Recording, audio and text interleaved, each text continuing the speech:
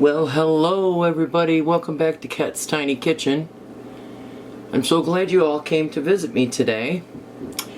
As you can see, I have a lot here on my counter and stovetop.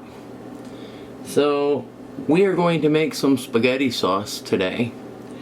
And I'm going to probably have to get every pot out that I can to get these guys going and get them ready to produce that wonderful sauce that will get us through the winter. We got tons of tomatoes. I got a half a bushel there. That's 18 quarts. I have 13 quarts of frozen tomatoes. I have one 3-pound bag of onions. I have a whole head of garlic. And I've got some sugar and salt here. I probably won't use all the sugar and salt, but I got it out so I can add as I go. And of course, I do use tomato paste. And it's just because I don't have the patience to wait for it to cook. So, let me get all this going and I'll be back. We will see you in a bit.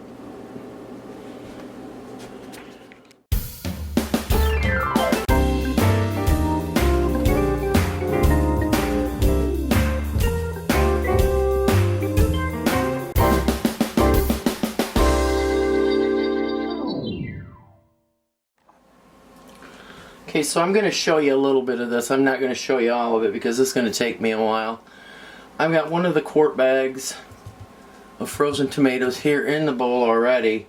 And what I have to do is I have to wash the tomatoes, check for any bad spots. I'm going to take the core out.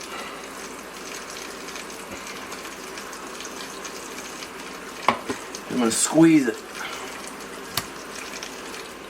I'm going to do that with every single one of these tomatoes except for I do have cherry tomatoes in here, and I'm not going to squeeze those because those will pop on their own. But that's what we're doing.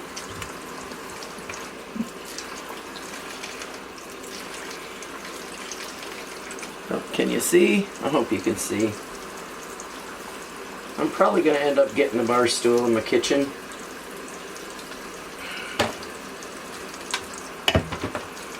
Because I'm not going to be able to stand here for the whole time.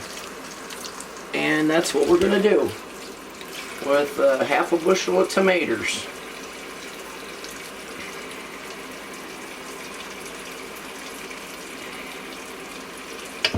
A lot of these aren't too bad.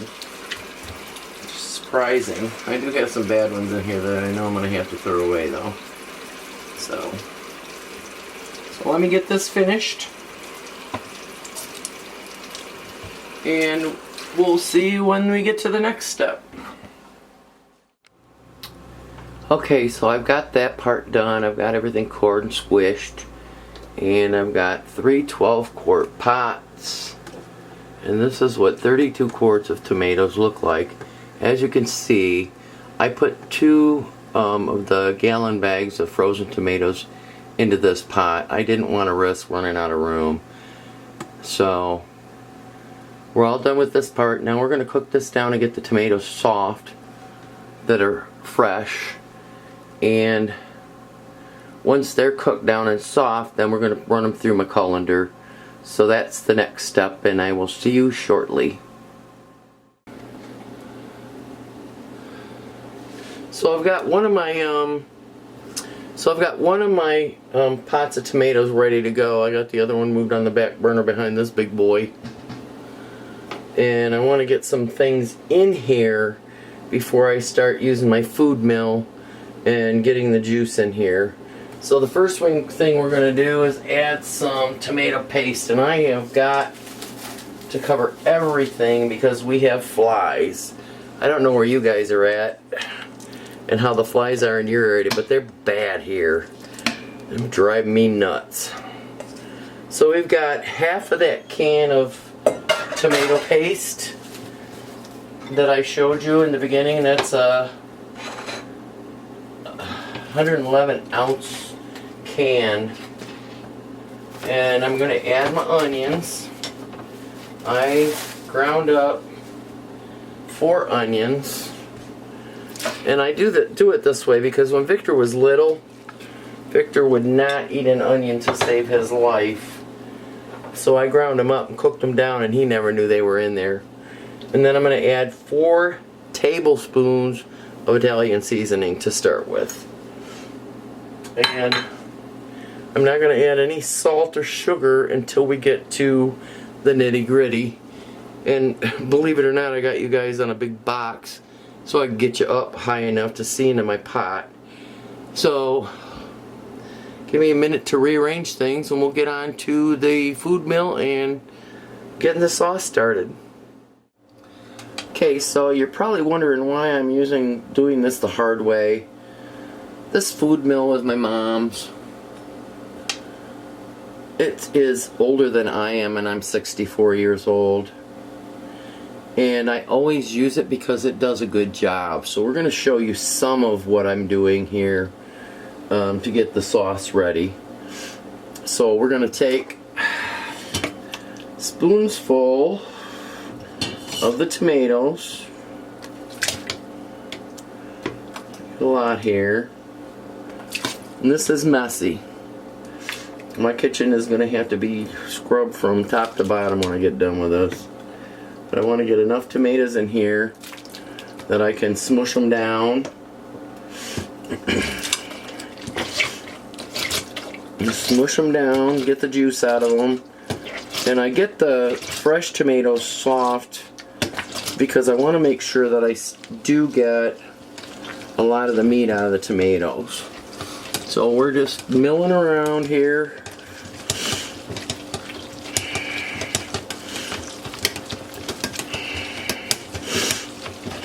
Give it a few blends.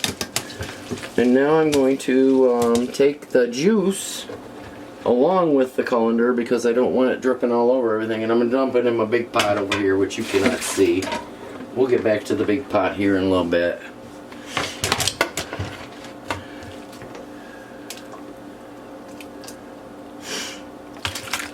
Just keep adding. And I have my garbage bowl behind you guys because I'm going to need it to get rid of all the skin and the seeds. You know, a lot of people will just blend it up in a food processor and be done with it, but I'm not a fan of skin and seeds, so we do it this way. I don't use a juicer, which I do have, because the juicer takes too much of the meat from the tomatoes out of it, and I really do want that meat because it's going to help thicken it along with the pizza or the tomato paste. And I can't give you an exact recipe on this, folks, because it varies from year to year. You know, how much you use depends on how the tomatoes turned out, how sweet they are. There's a lot of, I guess you could call it science.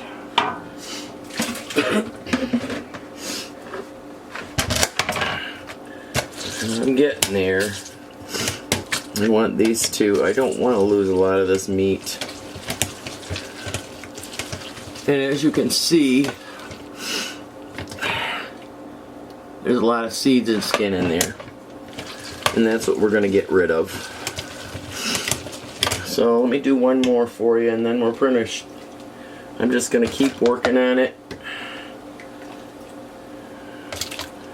And we will be back for the next steps.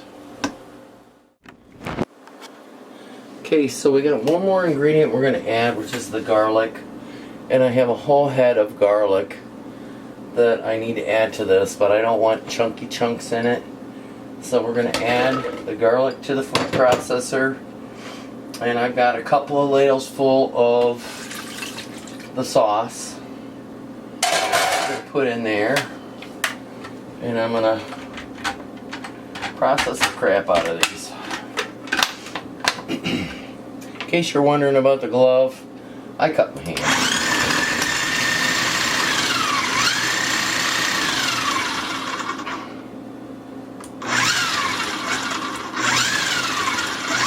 I'm going to turn it on and let it run. And I do this because it breaks it down. I don't have to crush all the cloves, and I can just add it to the sauce and be done with it. And that's it. So hang on and I will show you. I'm dumping it in.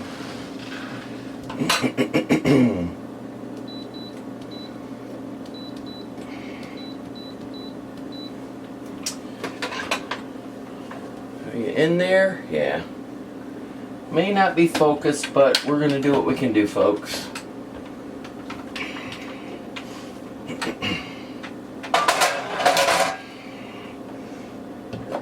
Let me switch this over. Now, I'm going to let this cook for a little while because I need to make sure that all the ingredients are getting melded in there. And I want to make sure before I start seasoning it with sugar and salt that it's going to taste okay. And like I said before, it's kind of hard to give you guys an exact on this recipe because we're using fresh tomatoes, frozen tomatoes from the garden, and depending on the year and the acidity and all that fun stuff depends on how much salt and how much sugar we're going to have to add. So I've got this on low right now.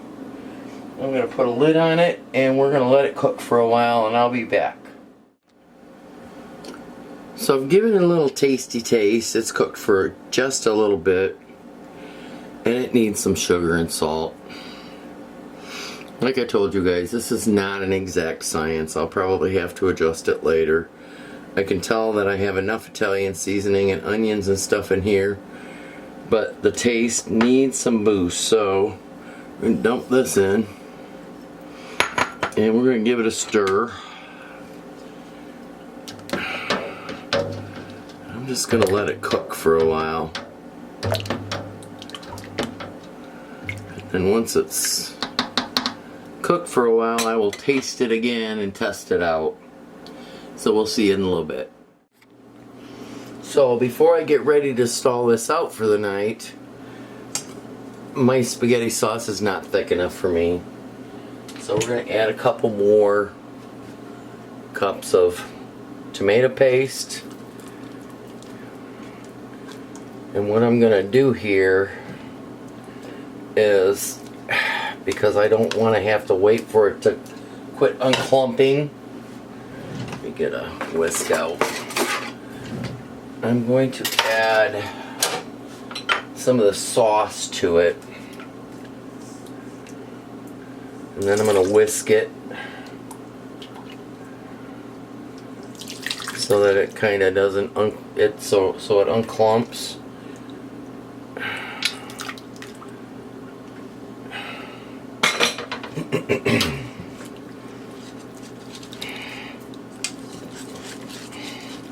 May have to add some more sauce to it, I don't know. This will make it just break down a little bit so I'm not up until midnight waiting for it to mix in. And now I'm going to dump it into my sauce. I'm going to have to relocate you guys. Hang on.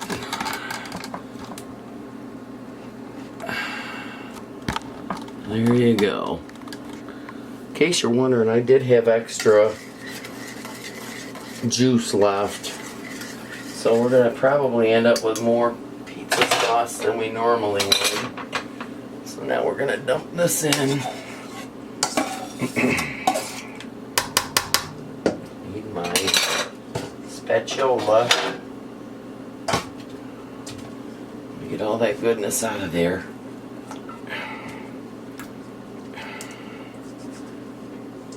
And I'm going to shut you guys down for the night because I have to cook this for a couple more hours.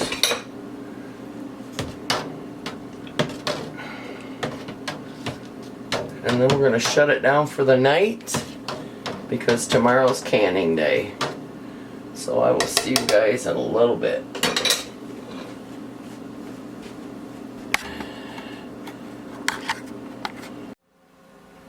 Hello everybody, we are back.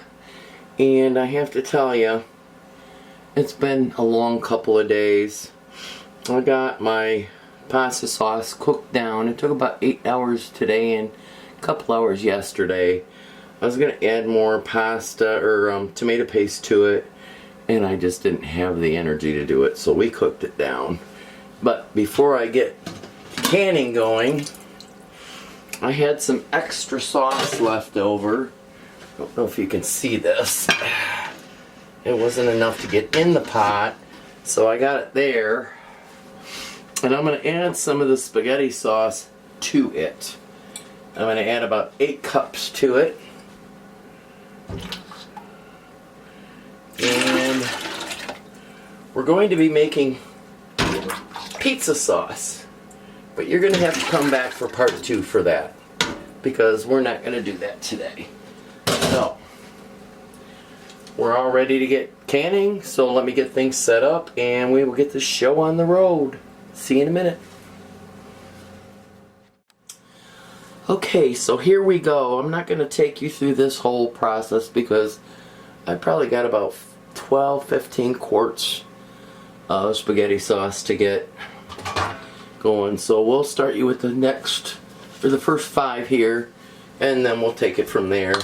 I had to rearrange things, so I don't know how good this is going to be if you're blurry while I'm doing this. But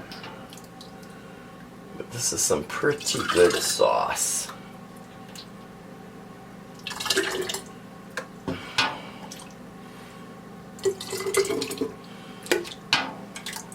I'm going to fill these jars and give them about an inch of head space.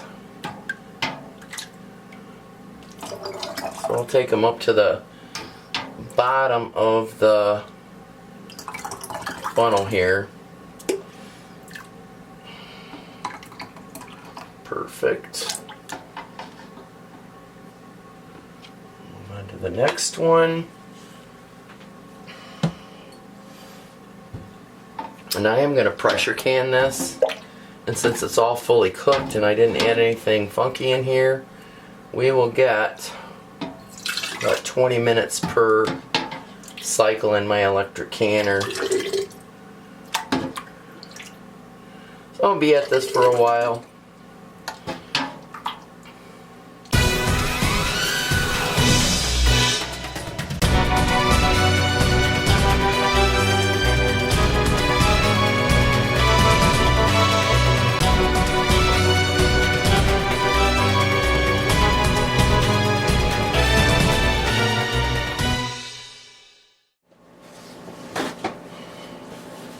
Okay, so we got our first 5 ready to go. I'm going to wipe the edges off of the rim because I want to make sure they're clean. And when I put my lids on here, they're going to seal properly. Every once in a while you have one that doesn't do it, but hey, it is what it is.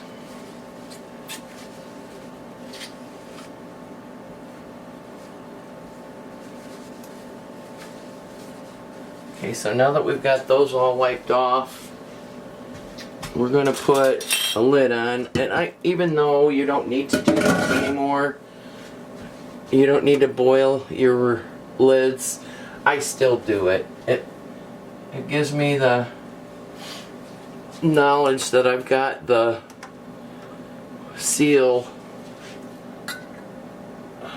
loose enough that it'll seat on the jar properly. I've tried it without. Oh, there goes one. We're going to not use that one. Come on.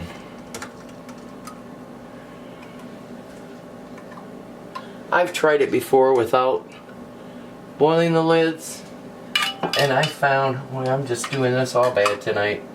I found that I had more jars not seal than seal. So now what I'm going to do is I'm going to get my rings. Got my rings. And I'm going to tighten it down. I'm going to hand tighten, not hard. You don't want to overseal, because if there's something going on in here, they could explode.